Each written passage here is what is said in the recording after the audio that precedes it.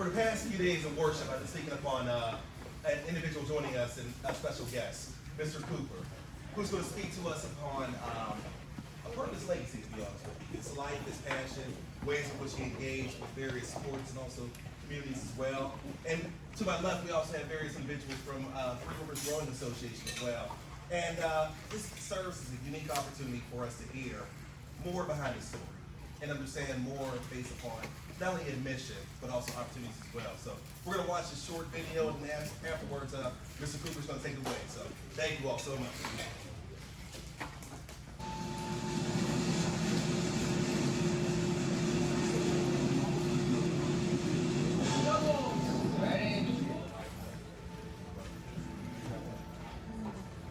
Talent is everywhere. Opportunities are not. Here at the Most Beautiful Thing Inclusion Fund, we teach young people to minimize the distance between their dreams and their actions. We help them to allow the fire inside them to shine brighter than the fire that happens around them. We help them to realize that every time they conquer a fear, life gets a lot less scary. It's about giving them access and watching young people rise.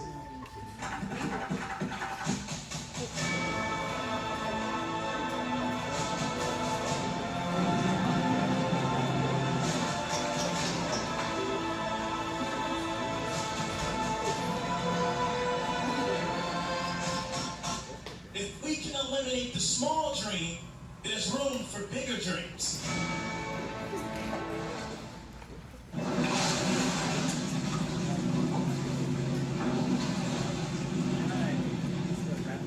All right, how everybody doing? Good.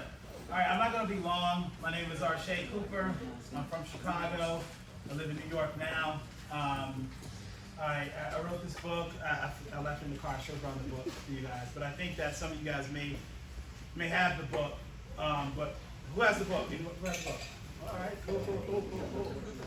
You got to read the book. The book is so cool that it was Steph Curry's book club. So Steph Curry bought the book for a bunch of people, and he loved the book. So I hope you guys will enjoy the book as well. But I just want to tell you guys a few stories about myself and hope to inspire to get you guys on the water one day. But I think that the first thing I would say is that as a kid, I had a lot of struggles growing up. And so many struggles that I spent a lot of time honestly picturing the world without me in it.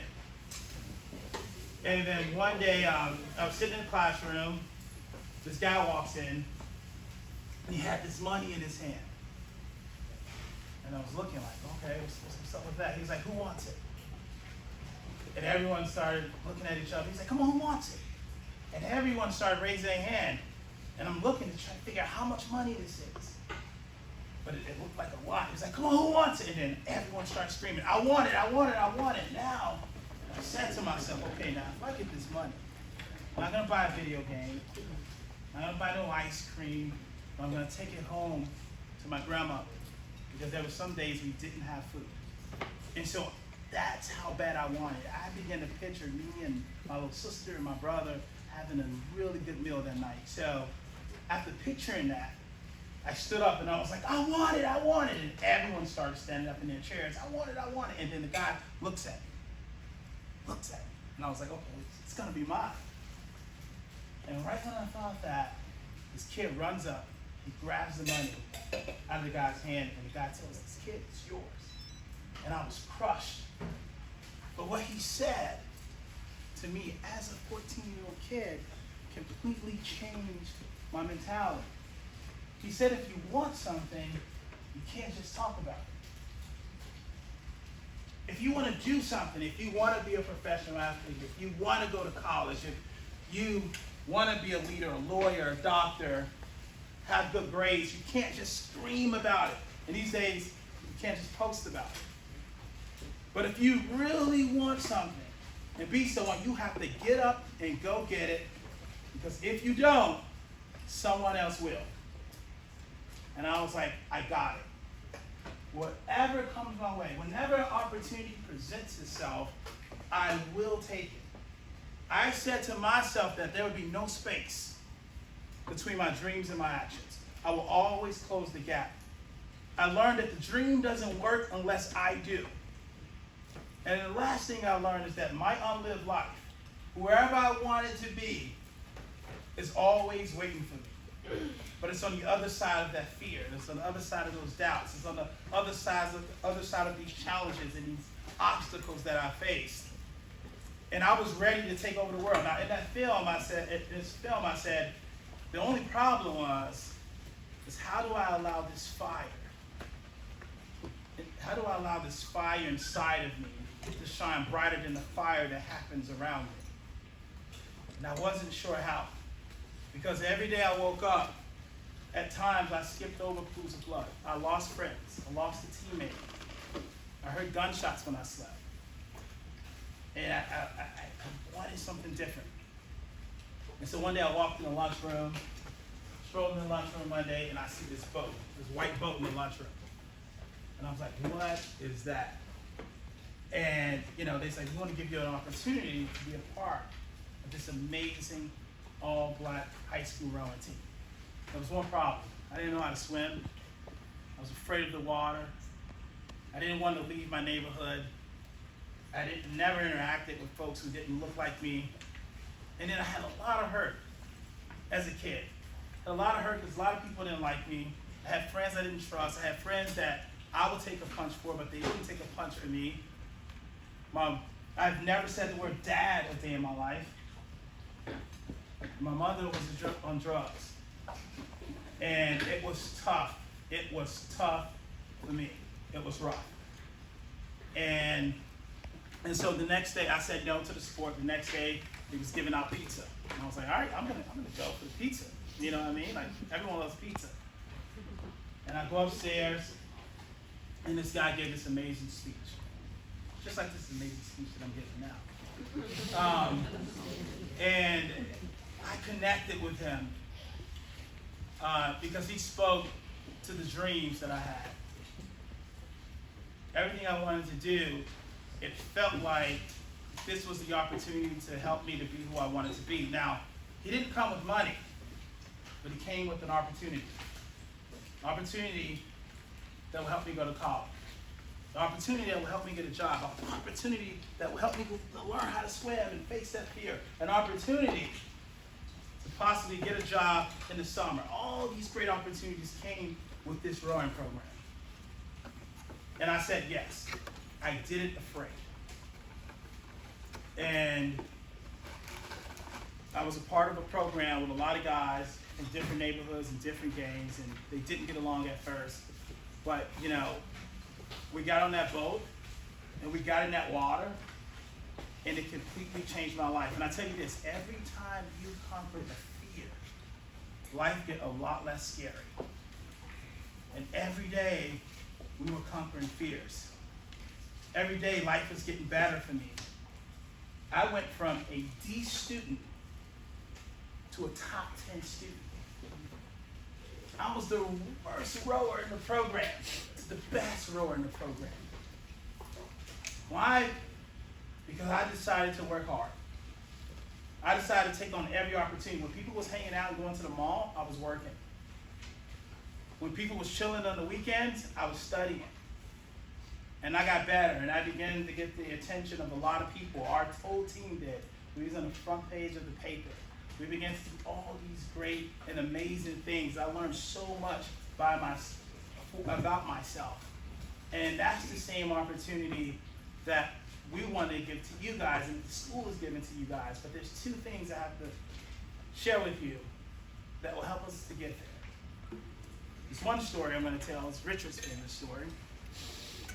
It's the story of the chicken and eagle. It's the story of an eagle that was like flying among the clouds.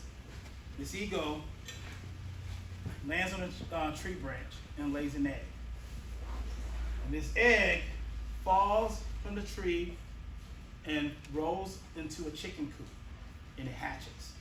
Now here's this eagle surrounded by chickens.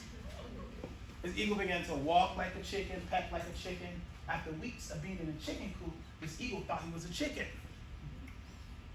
And so one day, this other eagle came flying by, and he landed into the chicken coop, and he looked at the eagle. He's like, hey, what are you doing hanging out with all these chickens? And the eagle's like, I'm a chicken. And he was like, look into my eye. Get your reflection. You look just like me. Now I'm going to show you what you can do. If you know anything about an eagle can fly higher than any other bird. An eagle can take a baby fox and rip it apart. An eagle has the ability to see miles ahead. It's this amazing and courageous bird. And so this eagle in the chicken coop looked up and saw this eagle was able to do all those things. And the eagle flew back into the chicken coop, and he looked at the eagle and said, everything you see me do, you can do. But because who you surround yourself with, you will never see that true potential. You were born to rule the sky, but you're hanging the chickens. And he said, look at me, you look just like me. And I'm here to tell you that this young kid who fell in the 8th grade, who missed many days of school, who teacher told him he's gonna die before he was 18, who never said the word dad a day in his life, grew up to travel the world, to write award-winning books, who came out with a film with Dwayne Wade and Grant Hill, done many different things. And I come here to tell you that you look just like me, and you can do everything that you see people who look like you do. You can be the president, you can be the lawyer, you can be the mayor of the city, you can come back and be the head of school here. It's in you already. But we have to change our surroundings and really activate the wings and the power that we have. We have a lot of power, and it's inside of you. The same thought, you ever had a thought in your head where you're sitting by yourself chilling, and these thoughts, and you see a group of people, and they're laughing, and someone says, this thought says, they're laughing at you. Maybe they're not, right? But then you also have this other thought that says, I know inside my heart that I can be this, that I can accomplish this, that I'm better, that my grades can be better, that I'm gonna travel the world, that I'm gonna do all these awesome things that I even dream about. That's the thought that comes from inside that you must listen to, that God has given you, right? And I'm here to let you know I want to help you activate this because I want to find you. And you all are special. And you're amazing. And the second thing I want to say, and I would love to open up for questions, is that for me, it took a little bit for me to get there, to understand the opportunities and the access that I have. I walk into this school, and this school is amazing. It's awesome. I wish our school was like this. My school is not like this. Nothing like this. This is beautiful. The staff, everyone is great. But for me, it was like being in a grocery store. And in this grocery store, I'm locked in this grocery store all day, every day. And say in this grocery store, they said you can eat whatever you want. All the food is everywhere, right? If anybody was locked in a grocery store, we would max out, right? We go crazy, right? But say I'm in this grocery store every day, all day, and y'all see me and I'm dying of starvation. I'm actually starving. Refuse to eat a thing. Just like your eyebrow raise, you'd be like, what? It's crazy. It's frustrating. Why wouldn't you eat anything? Why would you die of starving when food is everywhere? And for me, that's how it was at school. There was all these amazing teachers, books everywhere, all these opportunities, summer programs, after school programs, coaches, sports, everything. And the teachers was trying to feed all these amazing things to me, but I refused to eat. And I felt like I was dying inside. I said no to everything. And it wasn't that, when a teacher was mad at me, not even mad at me, just talking at me, I thought they just had a problem with me, but they were frustrated because they knew that all the food I needed was here, that I can be somebody, and I refused to eat, just like you guys when I said, I'm in this grocery store and I'm starving. You're like, what? Are you serious? Eat something. And when we tell you that you can do more, it's because we see it every day. And you're locked in here every day, and there's hours, and it's really, we're just trying to feed you, make you healthy, and give you everything you need to be strong and be powerful. And you guys gotta eat. All right? When we talk about rowing, you gotta eat. When there's new opportunities, you gotta eat. Because that's gonna make you strong. And that's gonna fill your soul and that hunger that you have. And that's why I'm here today, to just share that story. I was supposed to go straight to Ohio, and I was like, no. I talked to Coach Matt, and I was like, Matt, I need to stop by the school. I need to talk to you guys. I need to just tell this story to you all. And because of this sport, because of my teachers, because of my parents, my mother, I'm better. My mom changed, right? My brothers changed. They were in gangs. They changed. My family changed. And little did I know, it started with me. I had a superpower to connect people. I had a superpower to just make people feel good about themselves. And a lot of us have the superpower, right? To say no, that's a superpower. To bring people together. To break up fights. To make people feel loved. To cherish each other. Like, all those things are superpowers. We use that superpower to make ourselves better. And the last thing I would say is that I got my dream job at 21 years old. I went to Le Cordon Bleu cooking school, wanted to be a chef, and I graduated, and I came home to Chicago, and my friend said, hey, the WWE wrestling is hiring. Personal chef, you get to travel with The Rock, John Cena, The Undertaker, all these people. And I was like, no way I'm gonna get that job. I just finished school, I'm young.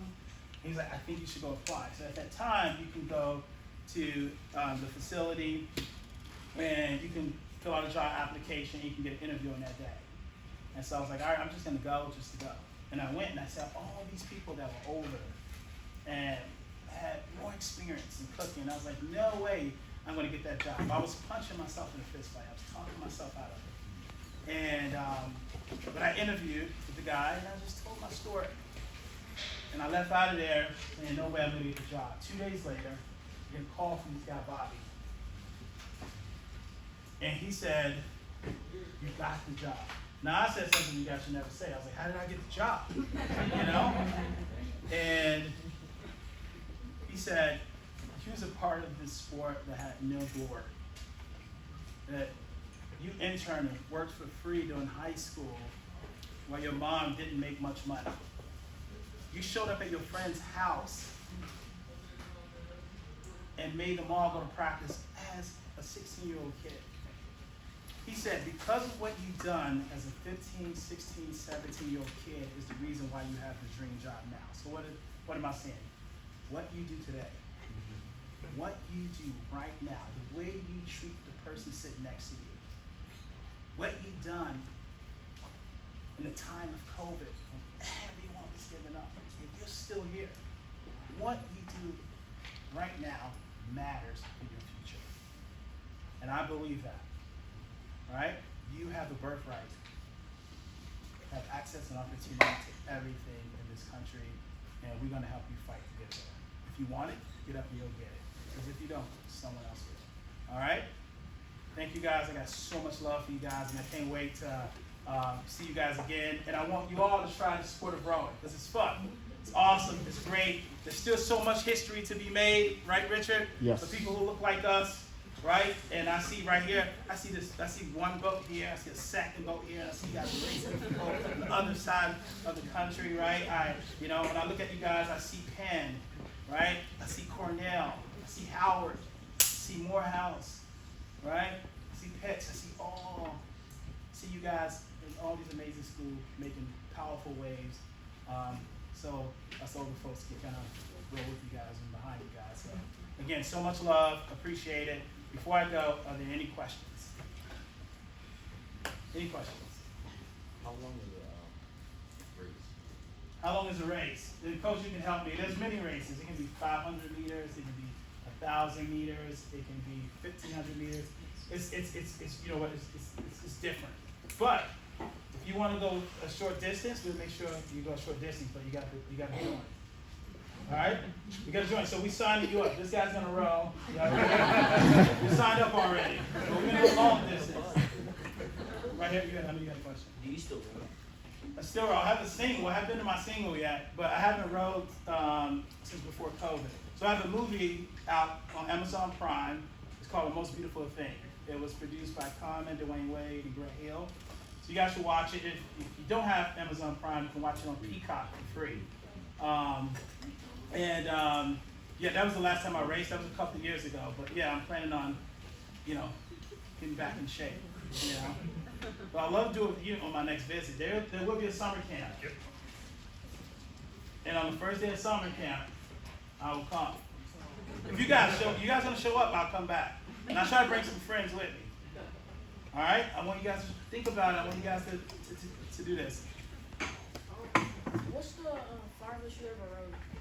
The farthest, on a rowing machine, 5K. But I think in a boat, definitely like 6K.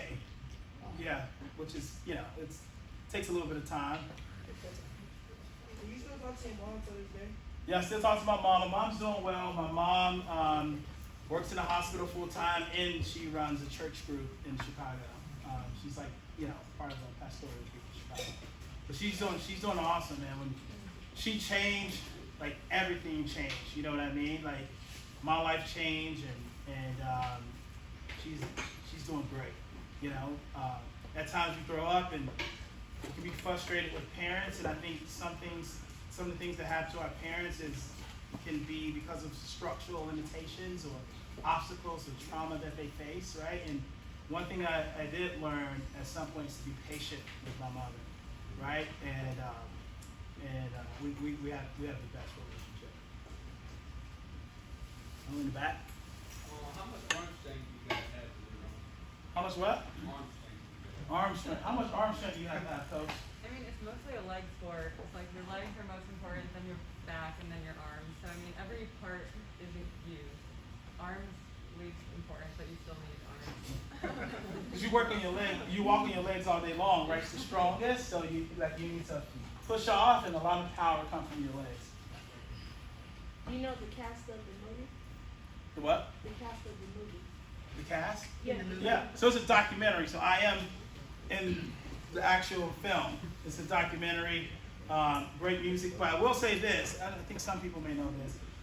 We are. It's being written as a scripted TV series for Amazon Studios, which is awesome. So there's going to be real actors.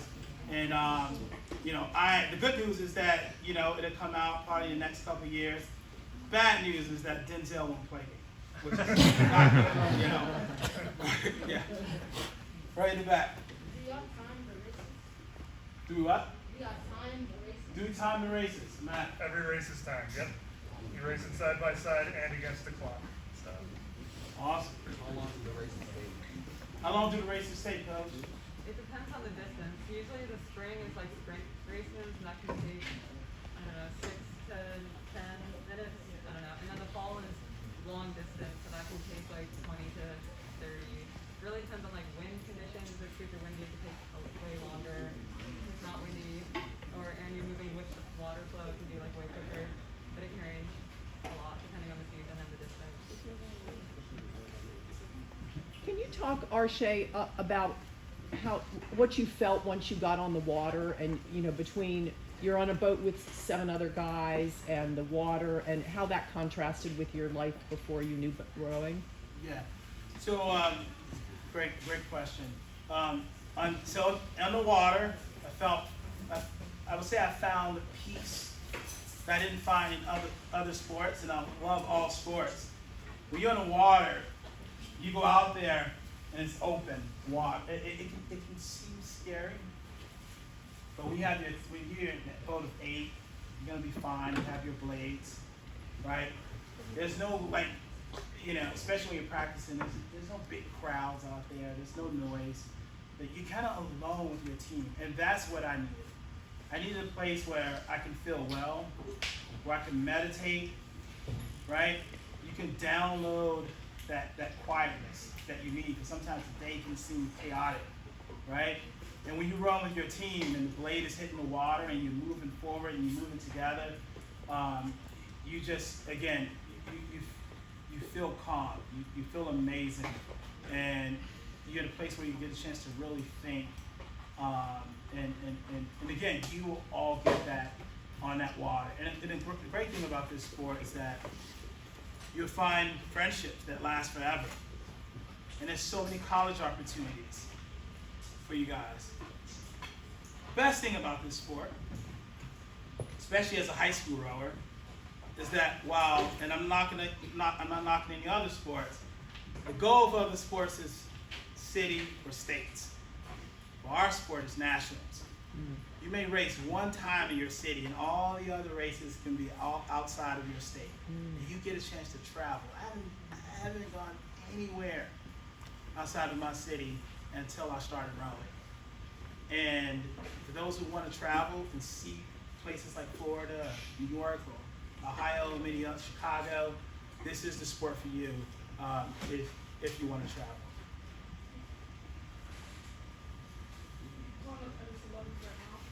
Huh? I have some celebrity friends. Richard is one of our celebrity friends right here. I got some friends. I have a lot of good celebrity friends. I mean, last time I was here, UFC fight, celebrity friend, top guy Uriah Hall, top 10 in the world. I have a lot of celebrity friends, and again, I never thought I would have that, right? But how did I get there and hung out and I'm able to hang out with all these celebrity friends? Because I was around a bunch of people who left the chicken coop. Not only left the chicken coop, a lot of people that had the opportunity to present themselves, and the opportunity was staring them in the face and said, "Who wanted this?" And they all took it, right? And so when you surround yourself around that group, right, you guys help each other to move forward. Just like in a boat, you're pushing each other forward. You know, that was never the goal, right?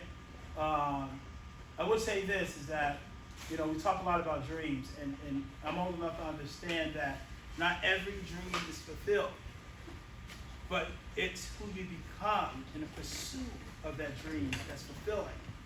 And I want you guys to understand that. While fulfilling or reaching your goals, going towards your goals, or running towards your mission, that you're just going to become a stronger and better and amazing person every time that you spend time beating on that track. You know, you're a smarter person than you were last year, right? And that's because you're constantly moving forward. So sometimes if things don't work out the way it's supposed to, don't let the small distractions destroy your journey. Don't, you know, when my uncle taught me how to ride a bike, he was like, just go forward. And then every time I looked at the bushes, I ended up in the bushes. Because I always focus on the problems. But don't let the problems, right, create a reality that you don't want. So always stay focused on the mission, the goals, the schoolwork, right, and all the amazing things that make you feel great about yourself. And we'll answer a couple more. Were you doing like gang activity like selling drugs or anything? I'm sorry? Were you any gang activity like selling drugs or anything like that? I was not involved in gang activities. My brothers were, and I think those decisions were made to survive and other different things. But I remember being a kid, and they would bring in these speakers at the school, because we went to a school that was pretty violent. And these guys would come in, they was like, I was once in gangs, but now I changed. And I was like, oh, that's cool.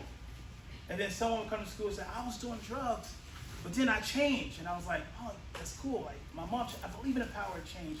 But I remember at one moment being young and saying to myself, where are the people who live here, where it was so hard? And they said no to the gangs, no to the drugs. Like, I want to be that person to tell that story.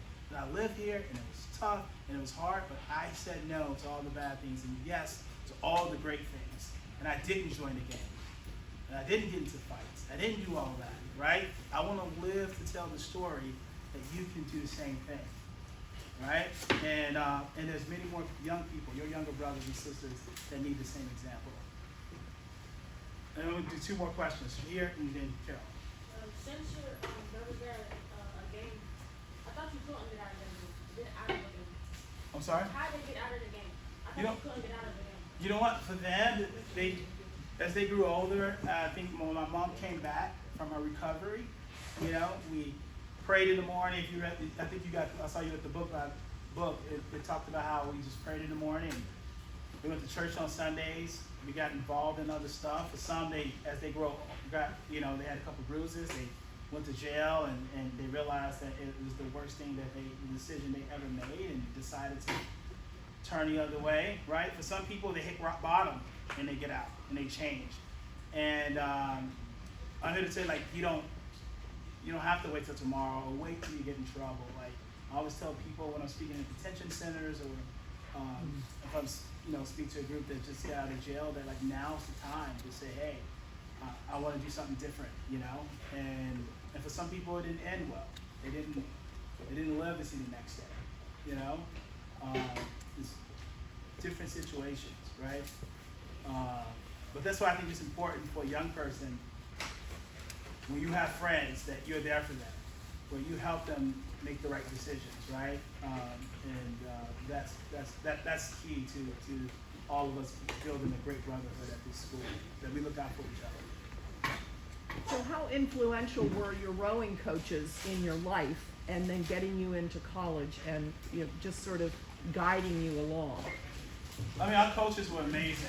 They what we call youth development coaches, right? It wasn't really about just sports. It was about being a great human development, being a great leader, being a great team player, being a good brother, right? Showing up for each other, leaving the classroom, leaving the boathouse better than we found it, right? And so not only the coaches showed up after school every day from 2 to 4, they was with us on weekends. When we was traveling, they was hanging out with us. And I think that's the beauty of rowing, that you have these coaches at the boathouse.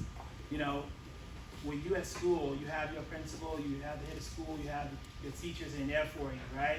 And then after school, you have rowing coaches who are there with you on the weekends, and after school, and you have your family. Like, you build a village around you when you're involved. And but our coaches were great, man. They were in the business of eliminating dreams, right? And I would say this and close with this. I was driving to Ohio. I spoke at a school in Harlem, and it was all boys.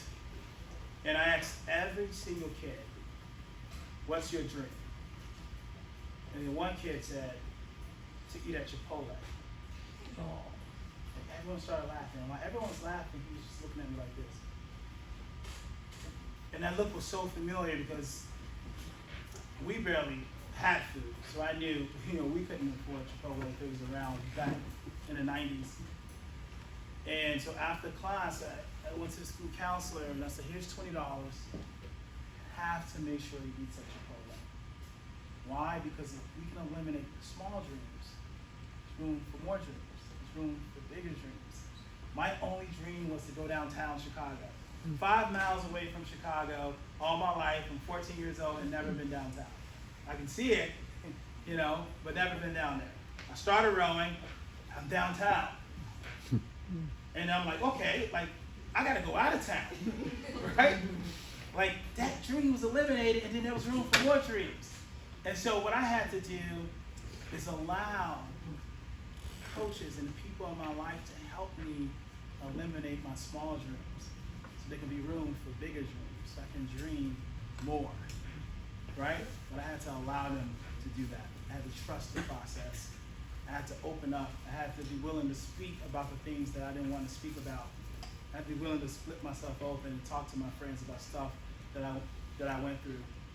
And if I can go back and say anything to my 14-year-old self, it would be, Arshay, you do not have to fight alone. Talk to somebody. Thank you.